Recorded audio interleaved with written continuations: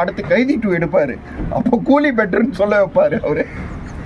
ஏன் இந்த மாதிரி இப்பெல்லாம் வர டேரக்டர்ஸ்லாம் ஏன் இந்த மாதிரி பண்ணீங்கன்னு தெரியல. ஏன்னா கைதி 2 கார்த்தி வெயிட் பண்ணுறா போல அவரை விட்டு இப்போ திடீர்னு ரஜினி கமல் எடுக்க போறாங்க. எதுக்கு இது இப்போ உங்களுக்கு? அப்போ வந்து நீங்க வந்து உங்களோட இதுலேயே தெரிஞ்சு உங்களோட பேருக்காக நீங்க படம் எடுக்கல, எங்க வந்து அமௌண்ட் அதிகமா வரும் அதுக்காக தான் நீங்க படம் எடுக்கிற மாதிரி இருக்குது. இப்போ வந்து இவங்களே அந்த கைதியோட ப்ரொடக்ஷன் கம்பெனி இருக்கு பாத்தீங்களா, அவங்களே வந்து இப்போ லோகேஷ் கனகராஜை டிராப் பண்றேன் அப்படிங்கிற நியூஸ்லாம் வெளியே வருது. ஆமா, கைதி 2 டிராப்.